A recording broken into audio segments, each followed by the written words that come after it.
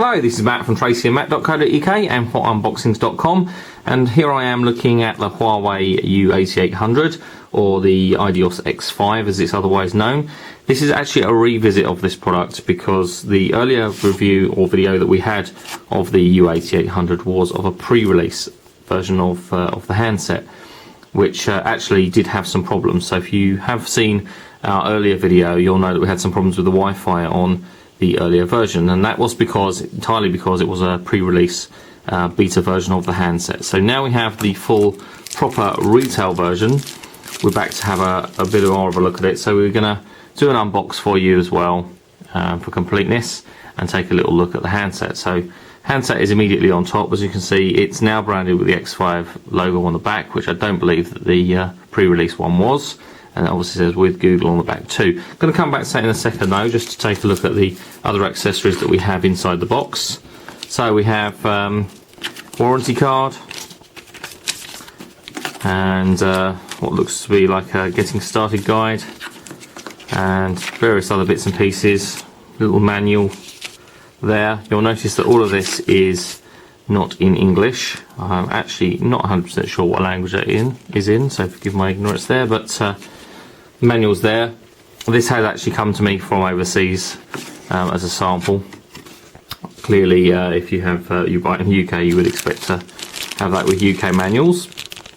So then we have a USB to micro USB sync charge cable, just a standard bit of kit that, and also a wall charger, which is a USB connector on the bottom, and we've got the two round pins for the European style plug there.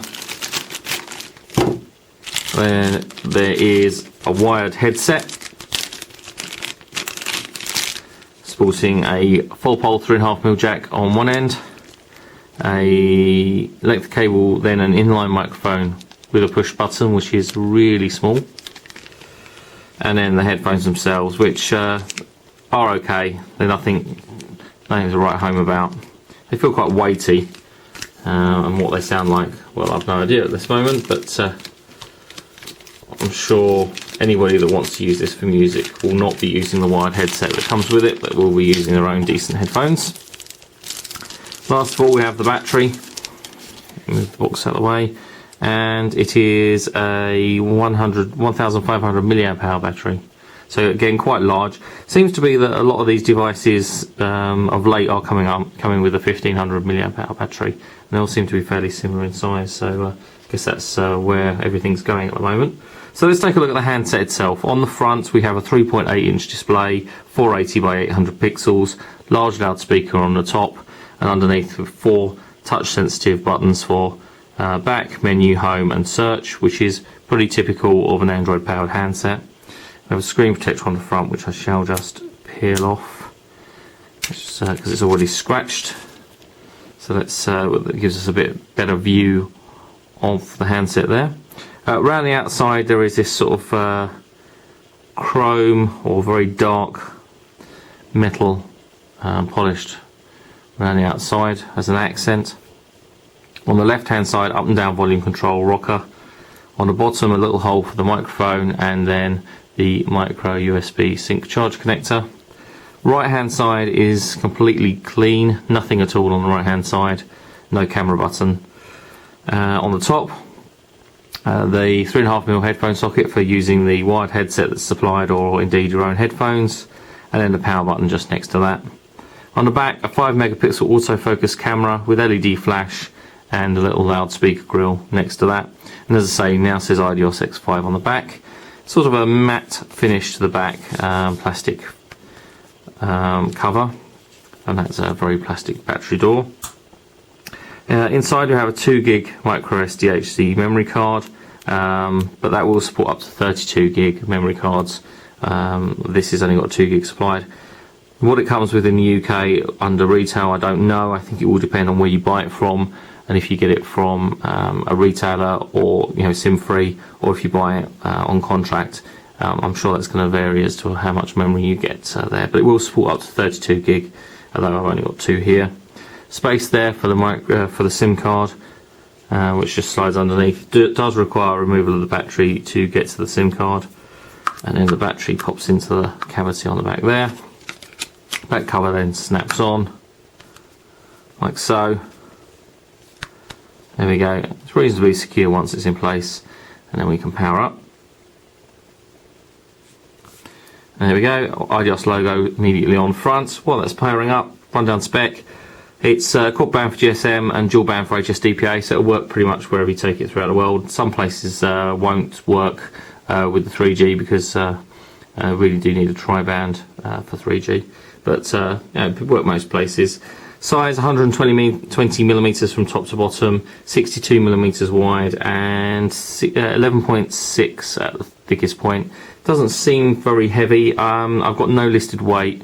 I'll put it on scales before we do the full review. I'd say it's around maybe 130, 140 grams, just guessing.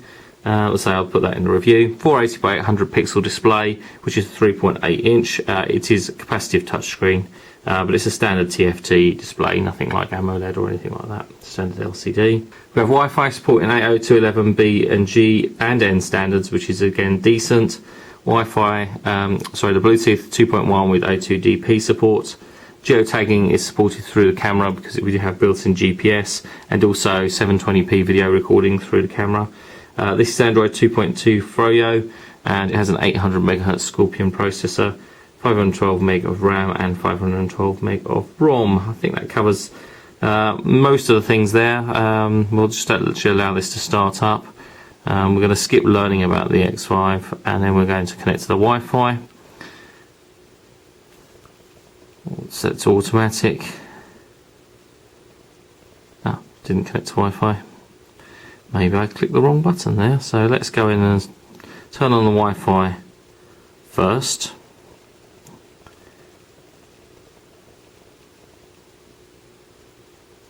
There we go. And this is the point at where we actually had a problem with the sample, early sample.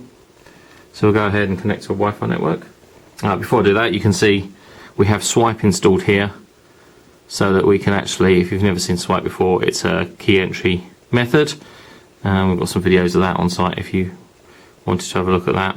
But we'll actually skip the tutorial for Swipe. But it is a fast text entry method, which is decent. There we go, obtaining an IP address, which shouldn't take long. There we go, and we are now connected, so we can come back out of here. And while I'm in here, let's just take a quick look at the about. As you can see there, Android version 2.2.1, IDEOS X5, and all the other bits and pieces there, build number, U8800, etc. So we come back out of here. So we're at the very standard looking home screen with a couple of icons on the main screen here for camera, contacts, messaging and market, and then underneath we have the phone dialer, which is pretty basic, and with call log, contacts and favourites in there. And then the middle button brings up your full list of installed applications. As you can see there, got some games installed there already. Prince of Persia and Uno for starters, Iron Man 2, some other bits and pieces. The other one is the browser, so we'll go straight into the browser and take a look.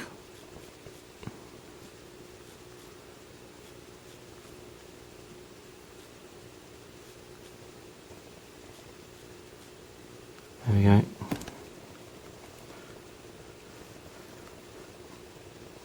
Obviously connects over broadband via Wi-Fi, but it's loading pretty quickly. It has loaded full screen, or sort of a 1-to-1 ratio.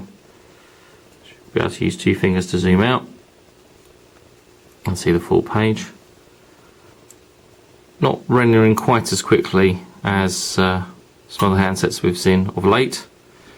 I think the ARC was the previous video I did earlier on today, and that loaded extremely quickly. So the rendering time isn't quite as quick perhaps, but it's laid out quite nicely. There is a noticeable distance between the screen, the touch screen area at the front, and the actual LCD panel, maybe a millimetre or 2, which means that it just feels like you're not quite touching the touch screen. It's not really going to be very easy to see that through the video, but it's more noticeable with your eyes, obviously being stereoscopic. As you can see there, the G sensor is auto rotating into the various orientations, but it's very good. I mean, the quality of the display is decent, very legible, no problems with it there. Come back out of there. On the desktop we have a number of pages of things here, so we've got widgets on them for a different music player. I don't think there is anything, there's no sample music. Android Market, and then there's a blank one, and then coming the other way we've got weather and news information, and another blank one on the other side. But we can obviously add widgets by holding down and then adding widgets and other shortcuts. So you've got Facebook, Google Search, Latitude, a few other bits and pieces there. Twitter and YouTube, that's also quite cool. In here I've got a few other things. We've got a bubble bash, we've also looked at the web browser already. Contacts and clock is email, so we can set up multiple email accounts, which supports POP3, IMAP4 and also Exchange. We won't set that up just now. Google Earth and Facebook, pre-installed applications along with Gmail. We'll have a look at Gmail, and we'll just go ahead and sign in very quickly. While it communicates with Google servers, it will take a minute or two, well probably less than a minute or two, just to actually configure. There we go, and finish the setup. It's waiting for sync. You can just come back out of there for a moment, and while we're waiting for that sync we can go into the Android Market. Touch screen is reasonably sensitive, but just although it's capacitive, seems to want to require a little bit more pressure than your average capacitive screen. So there we go, that's your Android Market. So you've got your apps, games, downloads and other bits and pieces. If we go back from here and have a look at downloads, there we go, we've got Google Maps, Gmail and Twitter are automatically updating now that I've signed in. There's also a Facebook requiring a manual update and an update for Flash Player that's queued there. So they're coming down, as you can see. They'll just install in the background, and if I come back out of here you'll see at the top there they're showing that they are downloading. And if I go back to my Gmail, there we go. So I've got my Gmail accounts, I've already synchronized. I haven't got much in here because I just use it for the sake of actually doing these video demos and reviewing handsets, but there's your Gmail account there. And so you've got Google Earth, you've got gallery, I don't know if there's any sample images. No, none. You've got Google Latitude Layer, Google Maps.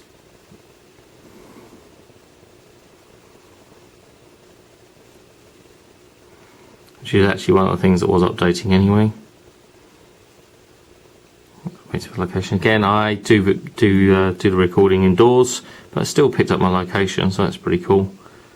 So GPS has actually picked up despite being indoors. That's good. And back home. That's what we got in here. Let's have a quick look at YouTube. I'll do a search for Leo D, which is my YouTube account alias.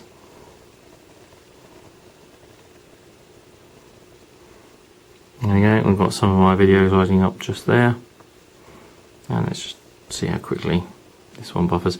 Might take a bit longer because we are actually downloading some updates through Android Market.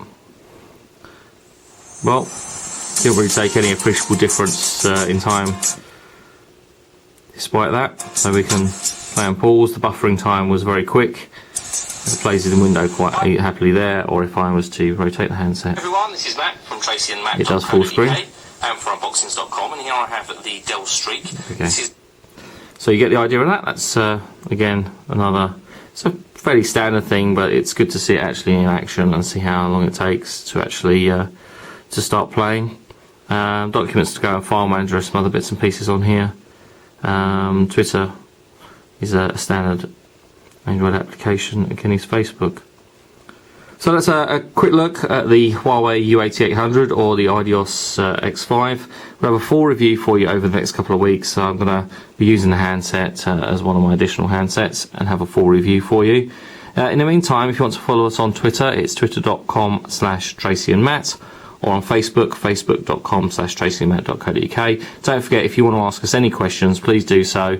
We can ask any questions about this or any other handsets that we're reviewing at the moment. We're happy to try and actually answer any questions you want to have. I'll be back soon with some more videos and reviews on tracyandmatt.co.uk. But for now, thanks for watching. Bitdefender is dedicated to protecting people's digital lives, so working with Unboxings.com to help preview and review the latest technology is a perfect fit.